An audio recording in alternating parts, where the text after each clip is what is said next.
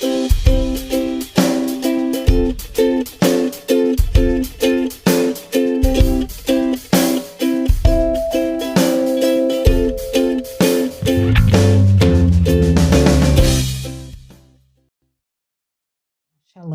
boa noite. Eu sei que eu não apareço muito aqui nos Jovens do Tropa, mas a Daia me pediu para trazer uma palavra para a noite de hoje. E eu participo do Tropa de Elite de Jesus, eu me chamo Larissa, eu sou a esposa do Maicon, sou a mãe da Maitê, sou filha amada do Pai, sou escolhida pelo Pai, sou remida, sou salva, glória a Deus por isso. Essas são as certezas que nós temos que ter na nossa vida, né? O resto do que a gente pode ser, profissão, onde a gente mora, tudo isso a gente pode mudar com o tempo, mas isso são verdades que têm que ser parte da nossa identidade, né? Quem nós somos no Senhor. Em glória a Deus, eu sou filha do Senhor, eu sou salva, eu sou perdoada, eu sou redimida, eu sou santa, buscando santificação a cada dia. E glória a Deus por isso. E se você está vendo esse vídeo gravado, esse é o Tropa de Elite de Jesus. Essa é uma reunião dos jovens do Tropa de Elite de Jesus, que se reúnem agora segundas-feiras à noite. E nós estamos aqui para levar a mensagem do Senhor através da internet, né? Nós cremos que a internet é um território, e assim como qualquer território, ela precisa da inserção da palavra do Senhor. E nós estamos aqui batalhando por esse território, dia após dia, com esse ministério, amém? E a palavra que eu quero trazer hoje, ela está na verdade, ela está nos três evangelhos, mas eu quero ler o evangelho de João, né? Aqui pelo meu cover, aqui pelo meu background, aqui vocês já podem ver o que, que significa essa palavra, o que, que eu vou falar hoje, sobre o que, que é. Mas lá em João 6, o verso 1 ao 13, eu quero ler todo primeiro e depois eu quero falar com vocês um pouquinho de cada parte. Amém? É uma ministração rápida, mas é algo que fala muito ao meu coração já há vários dias, porque fala também sobre isso, né? Quem nós somos no reino. Quem nós somos no reino de Deus.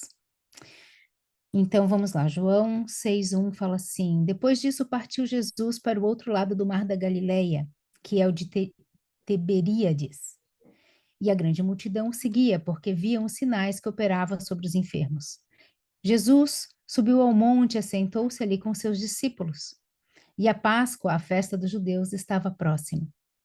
Então Jesus, levantando os olhos e vendo uma grande multidão que vinha ter com ele, disse a Filipe: Onde compraremos pão para todos eles comerem?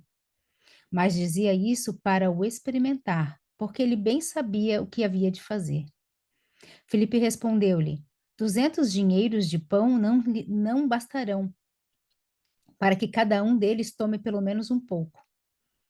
E um de seus discípulos, André, irmão de Simão Pedro, disse-lhe: Está aqui um rapaz que tem 5 pães de cevadas e 2 peixinhos.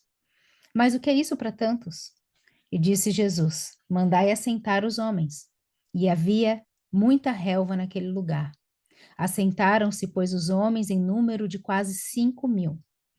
Jesus tomou os pães e, havendo dado graças, partiu-os pelos discípulos, e os discípulos pelos que estavam assentados, e igualmente também os peixes, quanto eles queriam.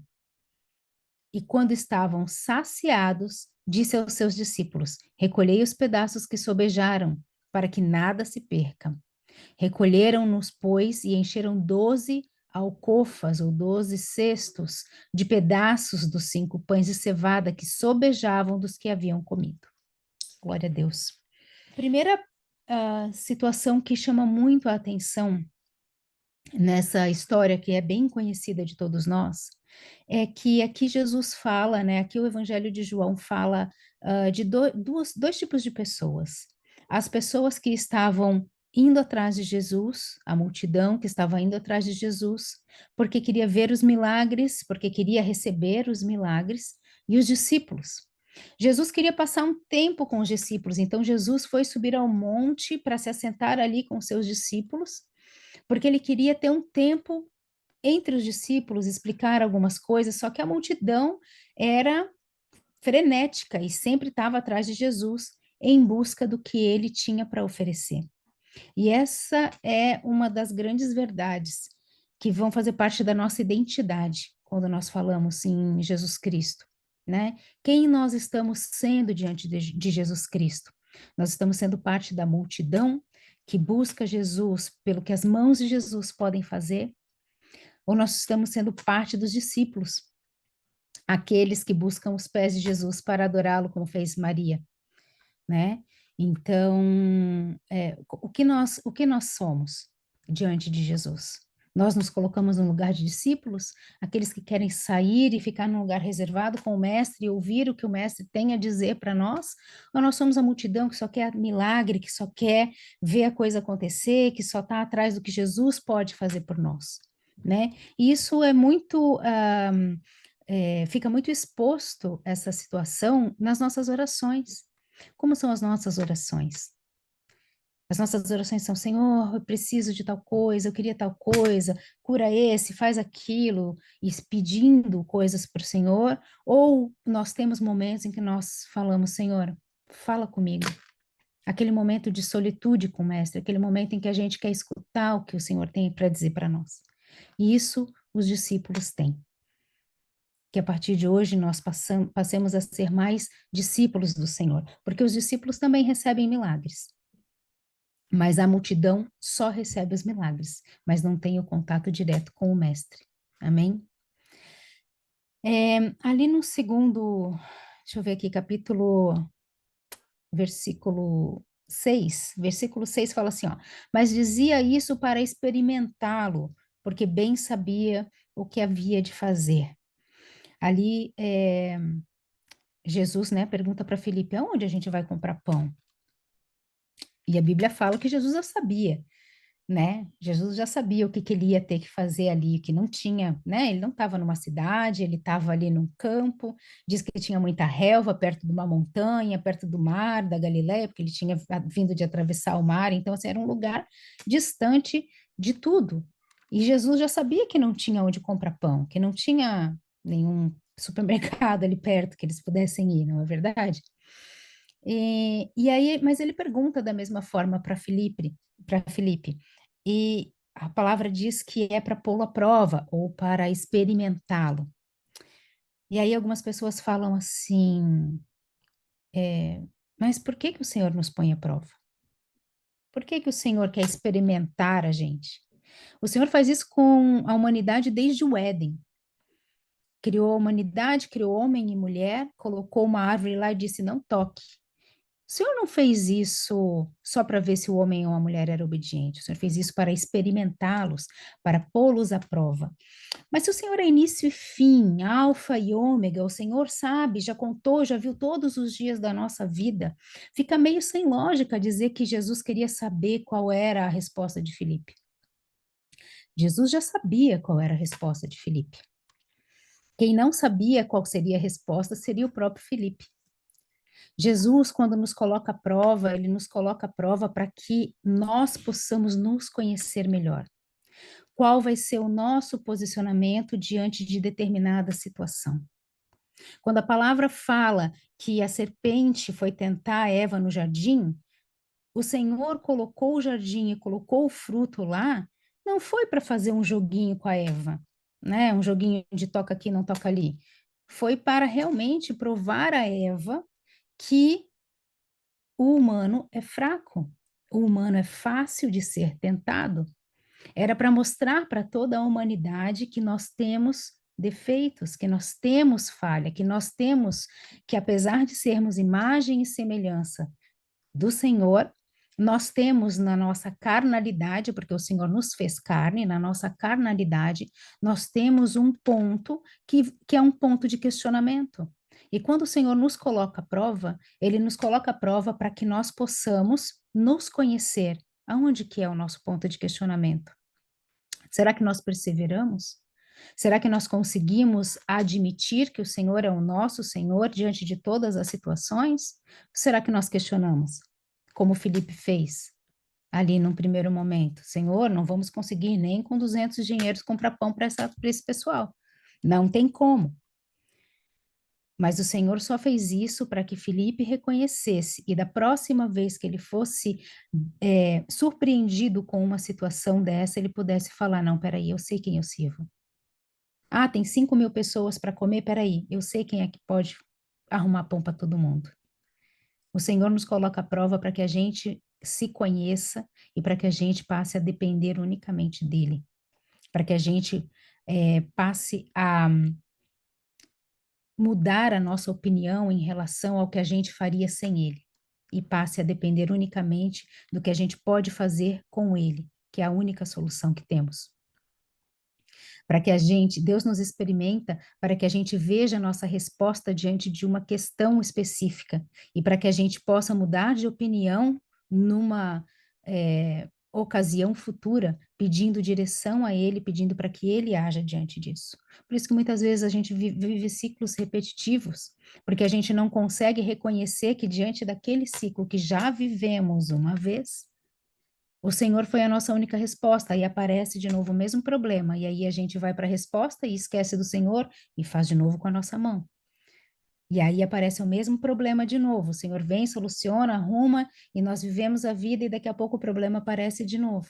E aí, ao invés da gente correr para o Senhor, que a gente já sabe que é a resposta, a nossa carne faz com que a gente corra para a nossa mão, até que a gente aprenda. E por isso que o Senhor vai nos colocando em provas, vai nos testando, vai nos experimentando, para que a gente possa se conhecer. E aí, Jesus faz essa pergunta para Filipe: Filipe, aonde a gente pode arrumar pão para toda essa gente? E Filipe dá lá a resposta: não sei aonde, não tem dinheiro, não sei onde comprar. E quem aparece? André. André também era um discípulo, mas ele não havia sido chamado para conversa. Ele não havia sido questionado por Jesus, mas ele aparece com a solução. E aqui é da onde eu tiro uma lição muito valiosa para mim. Muitas vezes, quem tem a resposta é um amigo. Muitas vezes, eu sou esse amigo. Quem foi questionado? Outra pessoa, mas eu tenho a resposta. Eu tenho a resposta para aquela pessoa. Eu tenho a solução para o problema daquela pessoa. Ah, não, mas nem me chamaram, então eu não vou nem falar de Jesus lá, porque nem vou falar de milagre, porque deixa eles se resolverem. Nós temos que nos posicionar diante das situações. Muitas vezes nós não sabemos o que fazer e aparece uma pessoa próxima que já viveu situações e que pode trazer uma solução para a gente, vinda da parte de Deus. André não se omitiu. André não falou assim: ah, não me deram oportunidade, eu não vou nem falar. Ah, não, não é meu dia de ministrar, eu não vou nem contribuir. Né? Não, não vou nem falar nada, porque estão falando lá entre eles. Não, André trouxe a resposta. E era uma resposta de fé, né? Era uma resposta de fé. E aí Jesus pede para que eles se assentem na relva, para que eles sentem ali naquele gramado. Porque Deus trabalha enquanto nós descansamos nele. Jesus não pediu para ninguém, não, então corre lá ver se alguém mais tem pão. Porque o menino não era o único que tinha pão lá. Dentro de 5.000 pessoas que foram viajando dias atrás de Jesus, porque naquela época eles viajavam caminhando, viajavam por dias por um caminho. Certamente o menino não era o único que tinha alguma coisa para oferecer ali. E Jesus também não pediu: quem tem uma oferta para dar? Por favor, eu preciso. Jesus já tinha colocado no coração daquele menino o que era para ser feito. O menino só atendeu ao chamado de Jesus. Mas aqui eu estava falando do assentar na relva, porque o Senhor trabalha e é preciso que nós descansemos nele. Isso não significa que a gente precisa deitar e dormir, né? A gente sabe que tem momentos em que o Senhor pede para que a gente faça, mas o descansar no Senhor é enquanto Ele está operando o milagre, não adianta eu sair correr amassar pão. Enquanto Ele está lá operando o milagre, não adianta a gente querer, se não, peraí, deixa eu juntar aqui, fazer uma vaquinha, eu vou lá comprar um pão para o pessoal. Coloca nas mãos do Senhor e espere Ele fazer o milagre. Se assente na relva e espere Ele fazer o milagre. E aí Jesus toma aquele alimento, dá graças.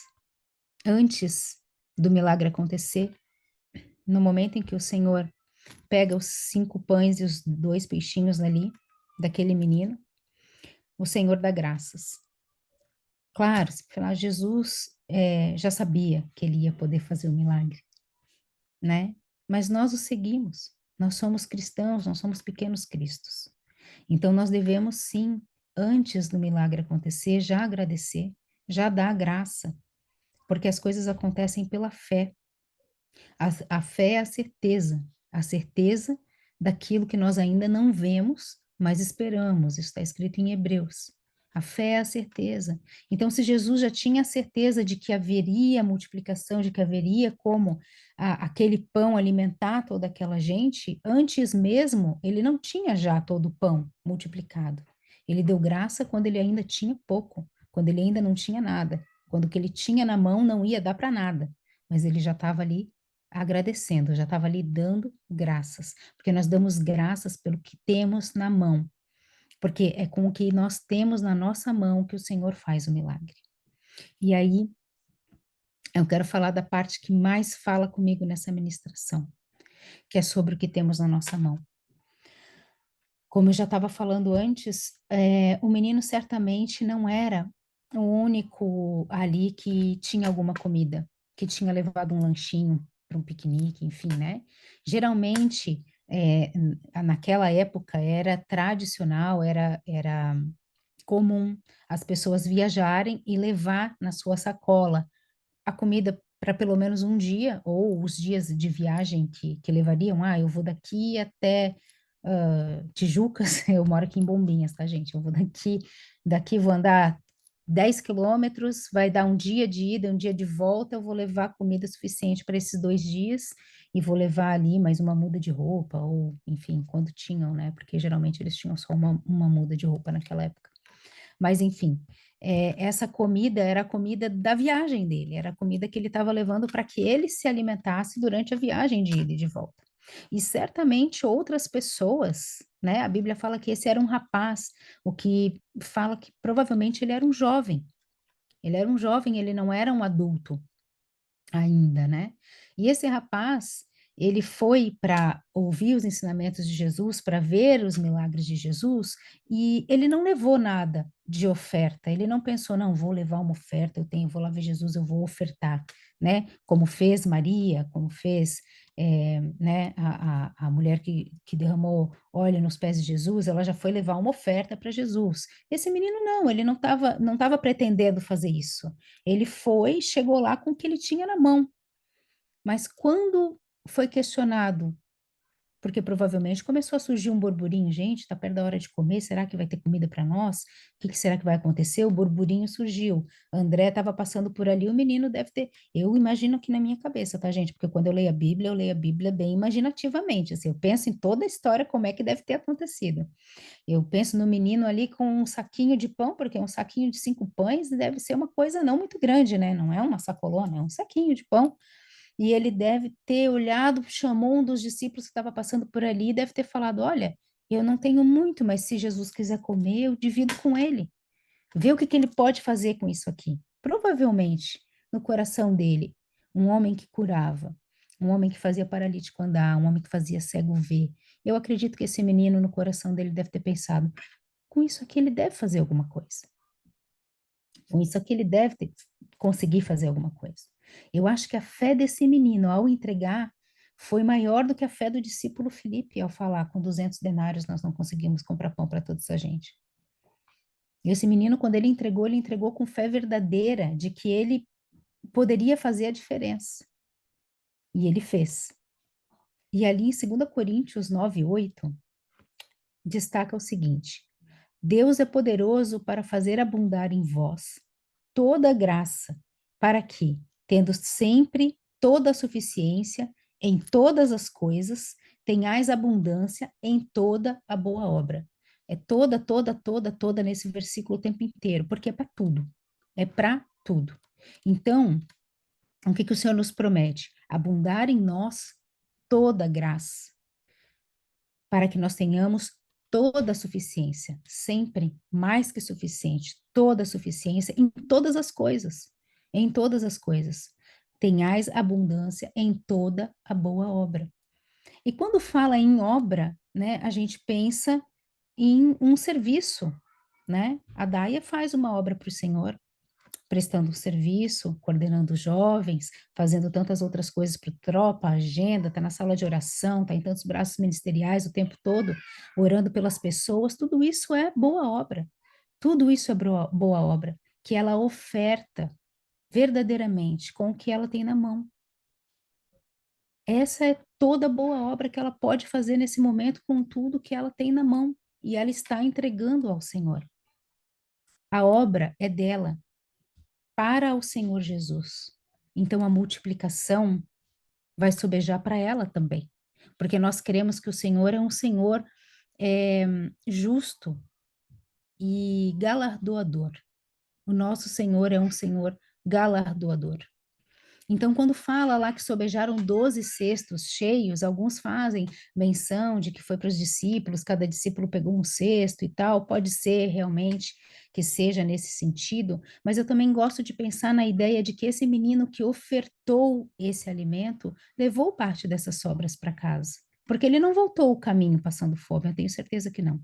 O Senhor sobejou na vida dele, fez abundar na vida dele toda a suficiência de todas as coisas, pela boa obra que ele fez em ofertar o que ele tinha naquele momento.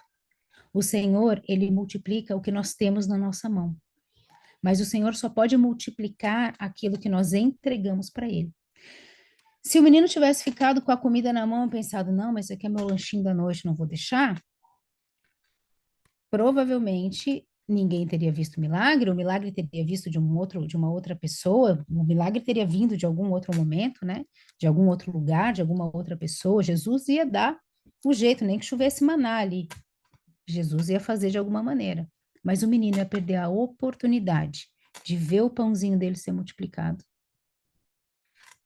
e de ter na vida dele a abundância que essa oferta entregue nas mãos de Jesus possa ter feito. A Bíblia não fala mais desse menino. A Bíblia sequer cita o nome desse menino em qualquer um dos evangelhos.